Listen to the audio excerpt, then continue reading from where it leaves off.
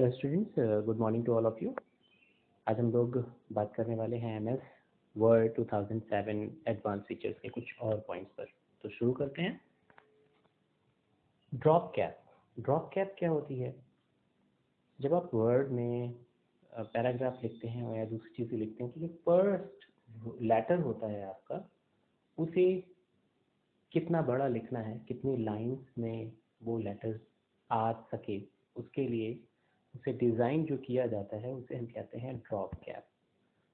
अक्सर ये लेटर एक लाइन से बड़ा दिखाई पड़ता है, 2 लाइन या 3 लाइन का, जैसे यहाँ आपको दिख रहा होगा डी, ये 3 लाइन्स में कवर किया गया है।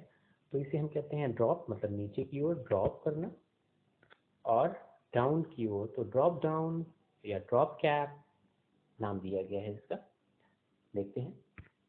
Drop cap is a feature provided by MS Word which the first character of a paragraph is bigger and dropped on the subsequent line of the paragraph to mark the beginning of the paragraph. इसे हम beginning of the paragraph use करते हैं. As used here, you can use these features while writing stories. हम लोग stories writing करते हैं, अक्सर आपने देखा होगा स्टोरी बुक्स में पहला लेटर बहुत डिज़ाइनर और बड़ा सा होता है, इसीलिए हम इसको ड्रॉप कैप कैरेक्टर्स के तौर पर जानते हैं। Using following this steps to drop cap features of MS 2007। MS word 2007 में ये कैसे मिलता है, कहाँ पे इसे देखा जा सकता है? तो सबसे पहले आप देखिए, ये जो ड्रॉप डाउन है वो इंसर्ट टैब के अंदर आता है। इंसर्ट टैब में आपने अगर यहाँ देखा होगा सबसे ऊपर होम के बाद में ये इंसर्ट दिखाई पड़ रहा है आपको, तो इंसर्ट टैब के अंदर आता है। और इंसर्ट टैब में टेक्स्ट ग्रुप होता है। यहाँ पे ये जो नीचे बने हुए हैं, ये फिर इधर ऐसे ये नीचे जो लिखे हुए हैं, that is known as a group. Ribbon के अंदर नीचे की ओर तो ये ग्रुप्स कहलाते हैं, और ये इधर। तो कुल मिला के इस तरीके से ग्रुप होते हैं जो रिबन पर दिखाई पड़ते हैं, और उन्हीं में एक ग्रुप का नाम है टेक्स्ट ग्रुप, और इसके अंदर आपका ड्रॉप कैप ऑप्शंस होता है, यहाँ पे आपको दिखेगा। तो ड्रॉप कैप ऑप्शंस सेलेक्ट करने पर आपके लिए फीचर्स होता है कि कितना ड्रॉप कैप करना है, 1 लाइन, 2 लाइन, 3 लाइन। जैसे ही आप इस ड्रॉप कैप ऑप्शन पर क्लिक करेंगे तो एक डायलॉग बॉक्स खुल जाएगा। ड्रॉप यहाँ पर नल नॉर्मल लिखना है, ड्रॉप लिखा हुआ है, और इन मार्जिन में लिखा हुआ है कि पहला लेटर तो लिखे और उसके बाद अगली लाइन जो हो उस लेटर के बाद में ही स्टार्ट हो लिखे होंगे। आपको यहाँ डब्ल्यू जो कैरेक्टर है उसके बाद में ये लाइन डब्ल्यू के बाद में स्टार्ट हो रही है, जबकि ये ड्रॉप कैप की कंडीशन है जहाँ पे डब्ल्यू जितनी लाइन को कवर कर रहा है स्टार्टिंग में, वहाँ तक तो लाइन बाद में स्टार्ट हो रही है, और बाद में उसके बाद ड्रॉप कैप के बाद में नीचे लाइन W को कवर करते हुए भी स्टार्ट हो रही है। तो ये 3 ऑप्शंस जो हैं, ड्रॉप कैप ऑप्शंस को सेलेक्ट करेंगे तो ड्रॉप कैप वाली फैसिलिटीज़ आपको मिलेगी, नन वाला सेलेक्ट करेंगे तो कोई नहीं। और इन मार्जिन अगर करते हैं तो मार्जिन देखकर कुछ चीज़ें लिखिएगा।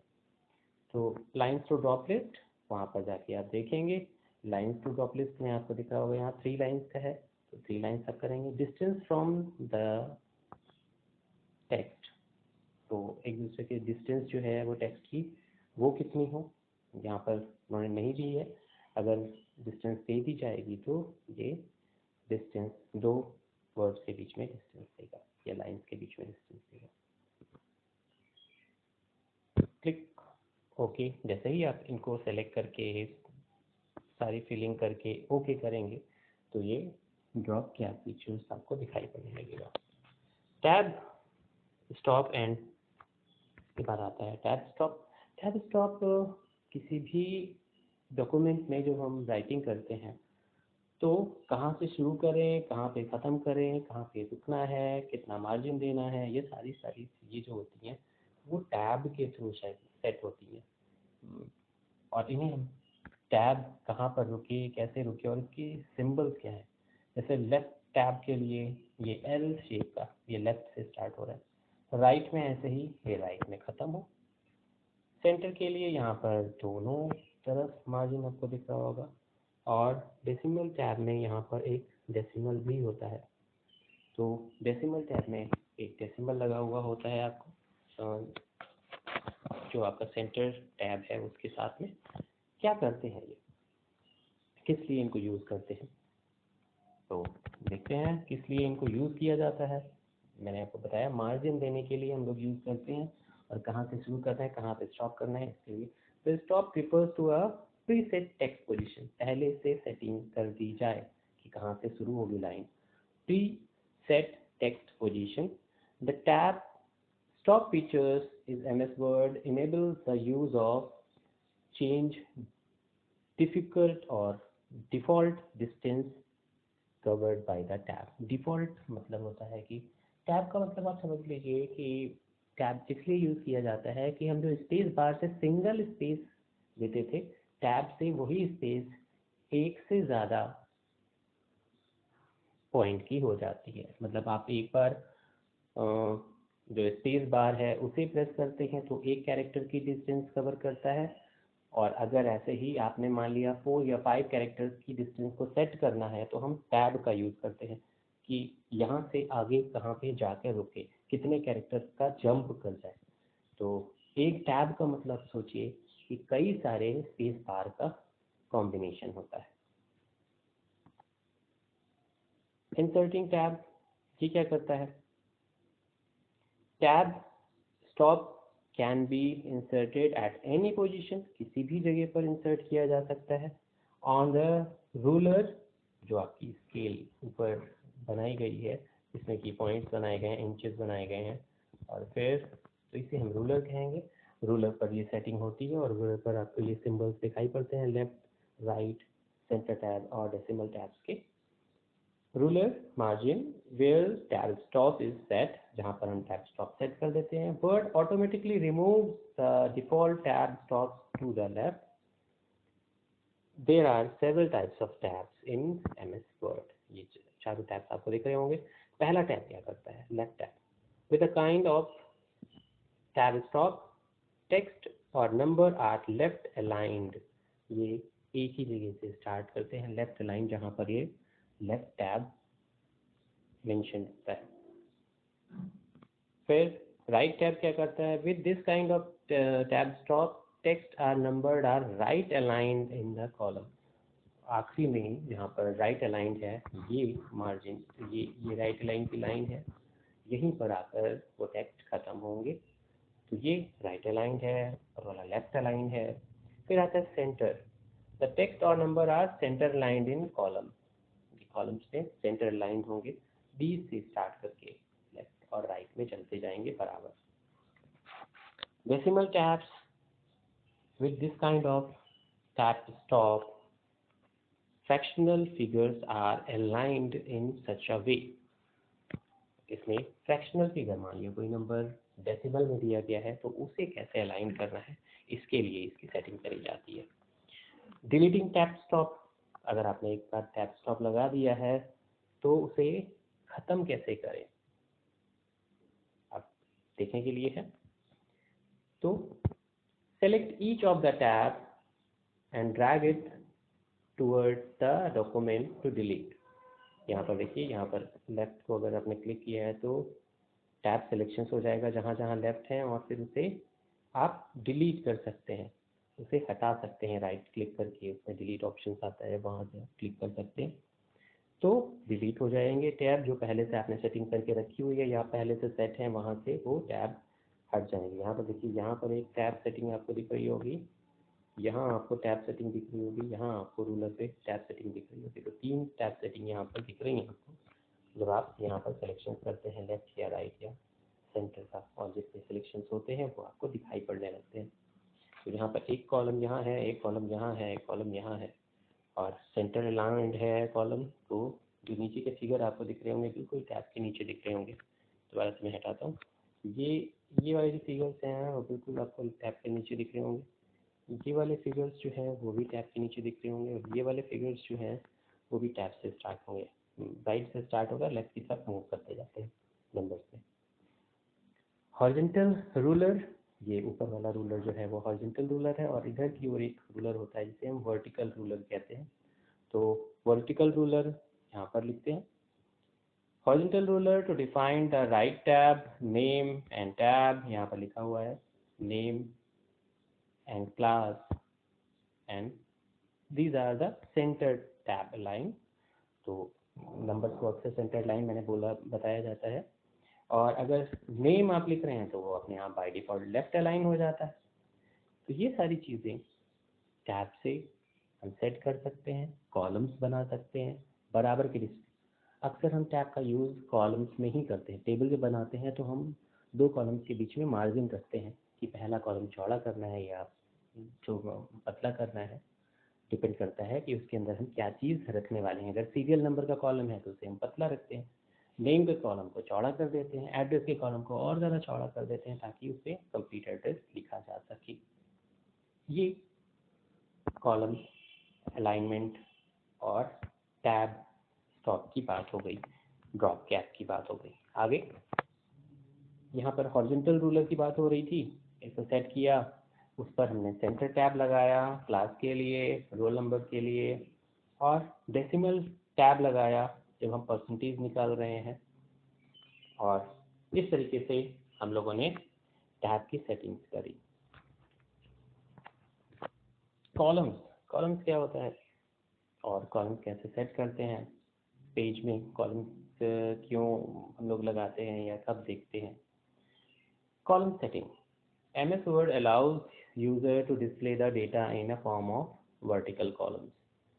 जब हमको लगता है कि कभी कभी आपने बुक्स में देखा होगा कि दो कॉलम्स में एक पेज पर इंफॉर्मेशन लिखी रहती है, या पोएम्स जहाँ पर आप देखते हो पोएम्स भी ऐसे ही होता है, एक कॉलम से पोएम लिखी हुई है फिर दूसरे कॉलम लगाया गया है। इस तरीके से बहुत सारी इमेजेस आती हैं, बहुत सारे बुक्स में आपको जो सिंगल पेज पे कंटेंट दिया गया होता है वो कॉलम्स वाइज दिया गया होता है। यही चीज़ हम अपने डॉक्यूमेंट में भी कर सकते हैं। कैसे करते हैं, उसके लिए कॉलम सेटिंग में जाना पड़ता है। MS Word allows user to display the data in a form of vertical columns। ये वर्टिकल कहलाता है, ये हॉरिजॉन्टल कहलाता है। तो कॉलम्स की सेटिंग हमेशा वर्टिकल। अब ये दो कॉलम्स हो गए, एक पहला कॉलम और ये दूसरा कॉलम, और अगर हम चौड़ा और कॉलम्स बनाएं, थर्ड नंबर का कॉलम चौड़ा बना दें तो ये थर्ड नंबर का कॉलम हो गया। इस तरीके से हम कॉलम की सेटिंग्स है वो अपने अकॉर्डिंग करते हैं उनकी वैल्यूज को रखने के लिए। कैसे इसे हम यूज़ करेंगे, कहाँ से कॉलम्स बनाए जाएंगे, तो पेज लेआउट टैब होता है, इंसर्ट टैब में ही पेज लेआउट टैब होता है। पेज सेटअप ग्रुप वहाँ पर होगा, टैब के अंदर जो रिबन है वहाँ पर ग्रुप्स होंगे, वहाँ पर पेज सेटअप ग्रुप्स में आप देखिएगा तो कॉलम्स का ऑप्शन आपको दिखाई पड़ेगा, और यहाँ पर लिस्ट में से आप सिलेक्शन कर सकते हैं अपने स्टाइल के कॉलम्स की, कि 2 कॉलम्स का बनाना है आपको पेज में, कि 3 कॉलम्स का बनाना है, कितने कॉलम्स का आपको स्टाइल बनाना है। और मोर कॉलम्स ऑप्शन से आप कर सकते हैं, बाय डिफॉल्ट 2 कॉलम्स का आता है, 3 कॉलम्स का आता है, और अगर आप करना चाहें तो कर सकते हैं, बढ़ा सकते हैं। ये आपको यहाँ पर दिख रहा होगा 1 2 3 लेफ्ट राइट, उसके अकॉर्डिंग यहाँ पर आपको कॉलम्स, इंसर्टिंग कॉलम्स के ऑप्शंस में दिखाई पड़ रहा है, जो कि पेज लेआउट के अंदर है, और यही आपको ग्रुप के अंदर मिलेगा। इक्वल्स कॉलम विड्थ, बराबर के कॉलम्स की विड्थ हो दोनों के बीच में। Check box, the width and spacing reactions equals column width, columns width spacing, यहाँ पर हम सारी चीज़ें सेट कर सकते हैं। और ये जैसे ही हम सेट कर लेंगे, यहाँ पर देखिए दोबारा से जब कॉलम पे क्लिक करते हैं तो यहाँ पे प्री सेट पहले से सेटिंग जो है 1 कॉलम की, मतलब जो सिंपल पेज आपको दिखाई पड़ रहा है 2 कॉलम्स में बराबर की डिस्टेंस का है, 3 में बराबर है, लेफ्ट में लेफ्ट और राइट के कॉलम्स में डिफरेंस है। लेफ्ट के कॉलम्स की साइज हम सेट कर सकते हैं, स्पेसिंग बढ़ा सकते हैं, वो यहाँ से आप सेटिंग कर सकते हो, राइट में चेंजेस कर सकते हैं। बाय डिफ़ॉल्ट ये आपको 5 सेटिंग्स मिल जाएंगी, और सेटिंग में columns number 1, column number 2, column number 3, अगर 3 कॉलम्स बना रहे हैं एक ही कॉलम बना रहे हैं तो उसकी विड्थ कितनी रखें बाय डिफ़ॉल्ट लेफ्ट से, और स्पेसिंग कितनी रखें, बीच का गैप कितना रखें, ये दोनों चीज़ें आप यहाँ सेट कर सकते हो। और अगर पूरे डॉक्यूमेंट में इसकी सेटिंग करना चाहते हो तो होल डॉक्यूमेंट में करेंगे, वरना पेज वाइज अगर सेटिंग करना चाहते हो तो यहाँ पेज की सिलेक्शन कर सकते हैं इस जगह कॉलम में, और फिर ओके बटन दबा देंगे। और जैसे ही ये आप सिलेक्शन कर लेंगे तो ये आपके डॉक्यूमेंट्स में इस तरीके से जैसा आपने सेलेक्ट किया है वैसा ही डॉक्यूमेंट आपको दिखाई पड़ेगा। हैंगिंग इंडेंट, इंडेंट भी वही चीज़ है कि हम जैसे लेफ्ट मार्जिन था कि कितना स्पेस लेकर हम शुरू करें, वैसे ही इंडेंट होता है, वो फिक्स्ड पेज की एक फिक्स साइज हो जाती है। जैसे हम लोग जब कॉपी में लिखते हैं तो एक रेड कलर की लाइन होती है लेफ्ट में, जहाँ पे हम उसके लेफ्ट में हम नहीं लिखते, उसके लेफ्ट में हम क्वेश्चन या आंसर के नंबरिंग लिखते हैं, लेकिन उसके लेफ्ट में हम कंटेंट नहीं लिखते, टेक्स्ट नहीं लिखते, उसके राइट में लिखते हैं।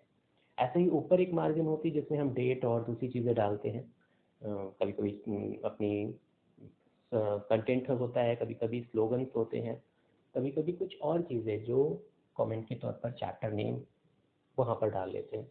लेकिन ऊपर का मार्जिन हेडर कहलाता है। नीचे अगर ऐसे ही लाइन खींची हो, चौड़ी होती है थोड़ी सी नॉर्मल लाइन स्पेसिंग की, वो फुटर कहलाती है। वहाँ पर भी कंटेंट नहीं लिखा जाता है, वहाँ पर फुटर के लिए इंफॉर्मेशन होती है। लेफ्ट में वो मार्जिन दिया जाता है। तो वो मार्जिन अगर एक फिक्स्ड मार्जिन हो तो उसे हम कहते हैं इंडेंट। ये इंडेंट कैसे सेट किए जाते हैं उसके लिए यहाँ पर बताया गया है। Hanging indent in the way of representing a paragraph when the first line of paragraph is more towards the left side, left side से थोड़ा सा ज़्यादा शिफ्ट होकर हो रही हो। The features of ordering and unordering list is a document. How to increase indent, indent को कैसे बढ़ाया जाए कि मार्जिन लेफ्ट से हम बढ़ा के लिखें या कम करके लिखें, तो होम टैब में इसका ऑप्शन होता है, पैराग्राफ ग्रुप के अंदर जाना पड़ता है और यहाँ इंक्रीज इंडेंट का ऑप्शन मिल जाएगा आपको। तो इंडेंट आप बढ़ा सकते हैं, लिखा जहाँ से जा रहा है वो क्वेश्चन और ज़्यादा छोड़ सकते हैं, स्पेस जो है लिखने का जो स्पेस है वो कम कर सकते हैं इंडेंट बढ़ाकर।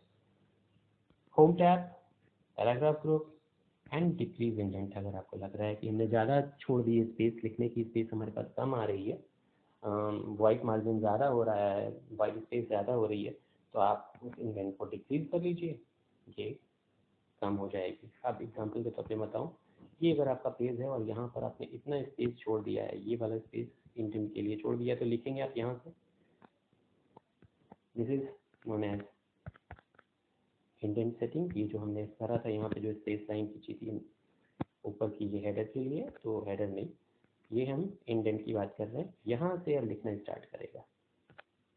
अगर आपको लग रहा है कि ये स्पेस जो आपने छोड़ी है ये ज़्यादा है हमारी, तो आप डिक्रीज इंडेंट पर जाएंगे और इस मार्जिन को इधर खिसका लेंगे और अगली बार ये क्या करेगा, इस मार्जिन को कम कर देगा। अपनी चॉइस के अकॉर्डिंग आपको इंडेंट सेट करना है। आज के लिए इतना ही। इंडेंट क्या होता है, स्पेसिंग क्या है, टॉप कैप क्या है, ड्रॉप कैप क्या है, इनके बारे में आपको अपने वर्ड्स में लिखना है। 2 to 3 लाइन्स हो सके तो एग्जाम्पल के तौर पर इनकी पिक्चर्स ड्रॉ कर सकते हैं आप। और जो इंडेंट के टाइप बताए गए हैं वो किसके लिए यूज़ किए जाते हैं, कब यूज़ किए जाते हैं, इनके बारे में। तो 2 to 3 lines for each topic and in your words. Okay, have a nice day.